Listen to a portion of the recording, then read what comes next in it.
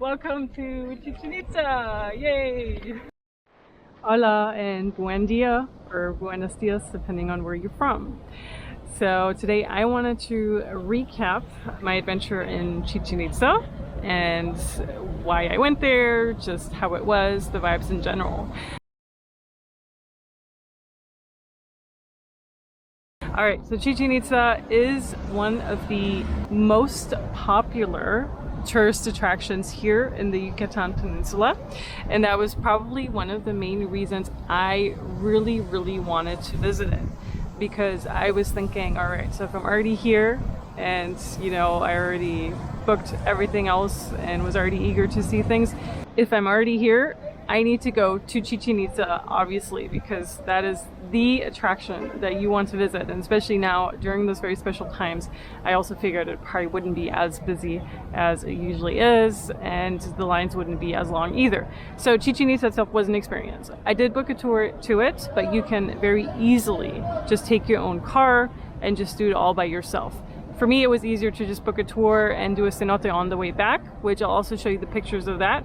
Or rather a video, but for me it just seemed to be easier, also with meeting people and all of that, just booking a tour, having them figure out how much the rate is for tourists to enter, because it's usually different from Mexicans or locals to enter, and all the other stuff like visiting stuff on the way. We went to Valladolid, which is a town where I also blend in a few videos. That one was actually really strict on wearing this, so wearing the mask. Probably one of the most strictest places that I had visited in Mexico, just so you know, right now during COVID times. But other than that, it's a really cute town. It was very special for sure, like very authentic.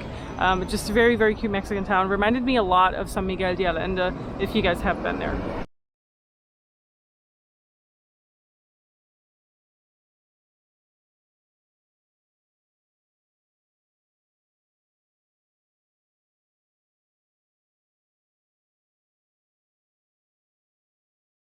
Hi guys, so I'm currently in Valladolid, and as you can tell, it's all masks here.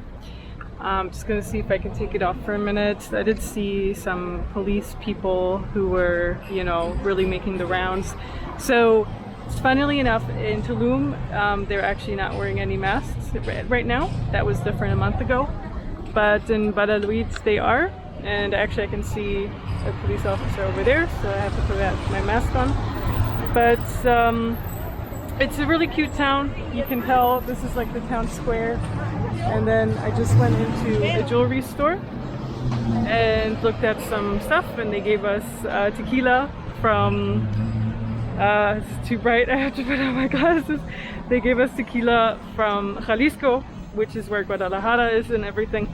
But then they make their own production here, so it's like Mayan tequila. Was really nice. But yeah, so I'm just gonna explore a little bit more from Valladolid, and I'll let you know how it goes.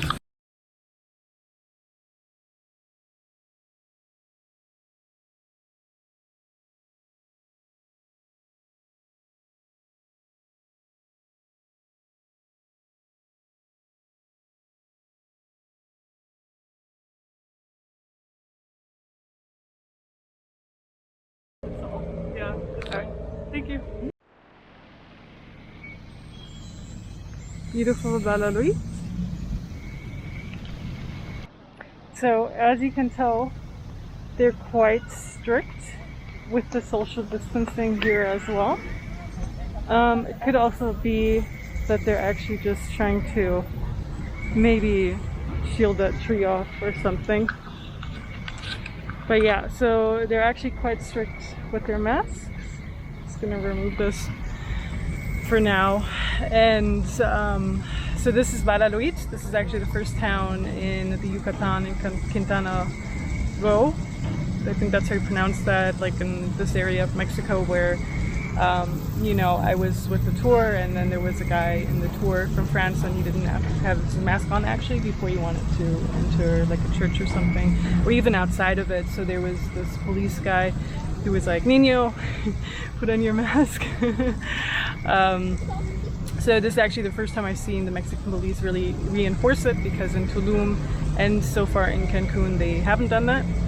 So just be aware of that if you're doing any tours around there. This is an area where they are reinforcing it, but I have to say so far in Tulum, I've been really surprised that more than half of the people I feel did not wear a mask, or if they did, they wore it more like this, you know, like kind of half-arsedly, or just, I don't know, just kind of wearing it to wear it but not really using it.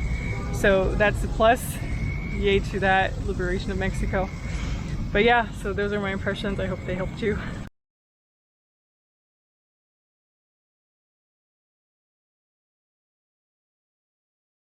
So Chichen Itza itself was really interesting because you had all of those vendors who literally had to sell stuff. So you could get things like a sombrero or just random smaller items for 20 pesos, which converted is about $1 US.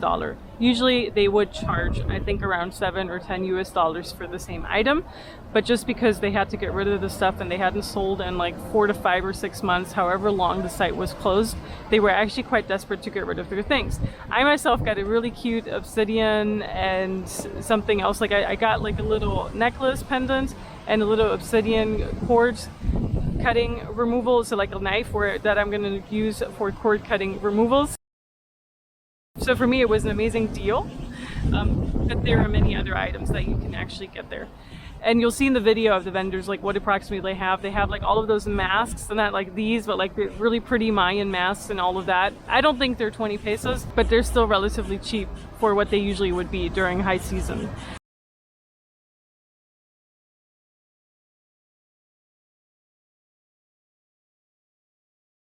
Chichen Itza itself was pretty magical to be there. I have to say, I could feel something, but at the same time, it didn't really feel real. So it made me wonder if this is where they put some wrong ley lines, or they put some overlay over it that's going to harvest the energy of the tourists that come there.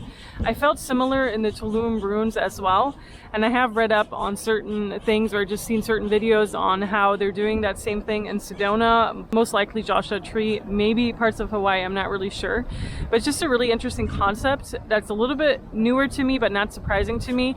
And I have to say, both after Chichen Itza and the Tulum ruins, not so much after Coba though, I felt extremely exhausted, extremely tired. It was a very, very long day, and it was very, very hot too. But I just felt the moment I was in Chichen Itza, something didn't feel real. Like the real pyramid was somewhere else, or like really not accessible. It's hard to explain. And maybe someone can confirm that, or has a different theory or a different opinion on that, and definitely comment below if so. Hi from Chichen Itza. And as you can tell, there are a few less people than usually.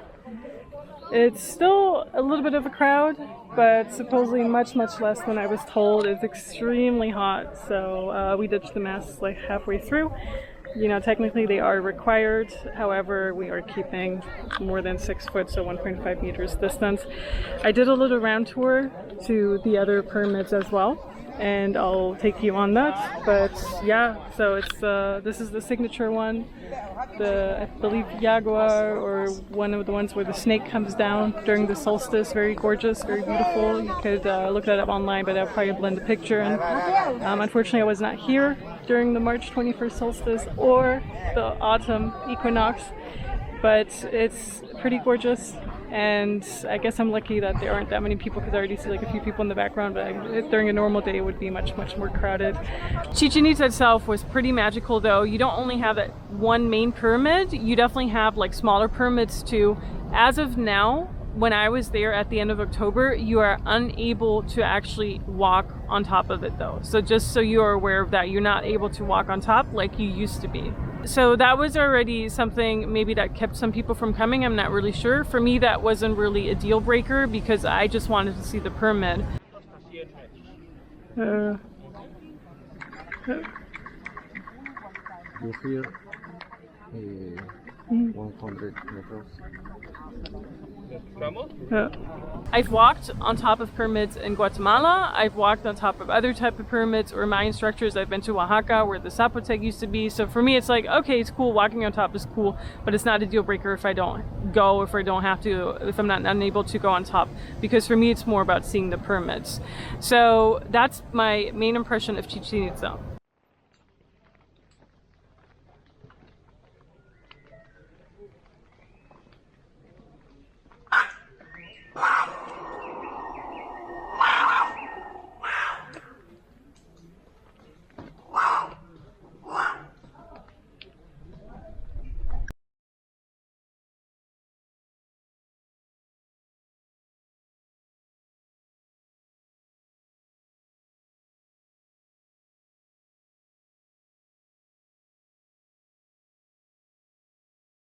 Hi!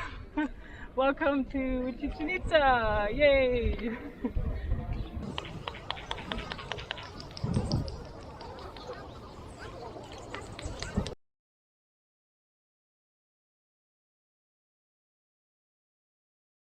On the way back, we saw a cenote, and I actually don't know the name of the cenote, unfortunately, but it was one with a waterfall. Really, really beautiful, really gorgeous, and we had a lot of fun there.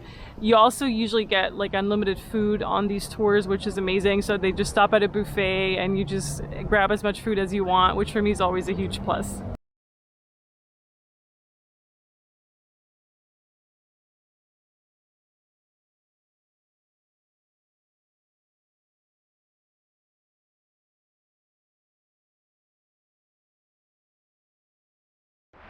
Okay, I'm gonna try out this cenote. So you had to take a shower beforehand, and then now we're gonna go down.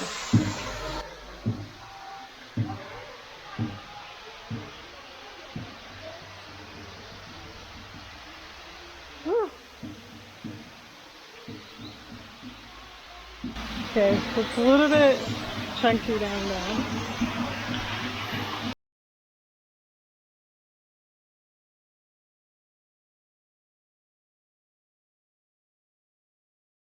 You ready to go? Alright, okay, I'll let her go.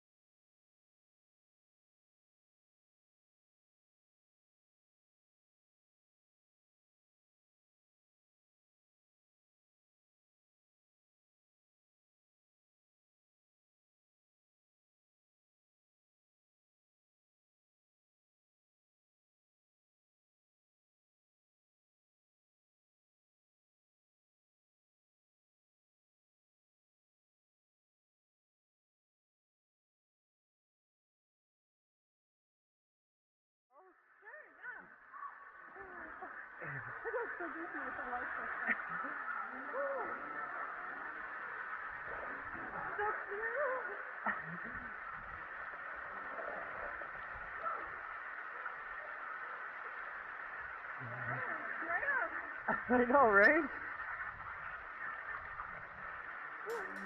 Okay. Really cool. Alright. I was so scared to drop it.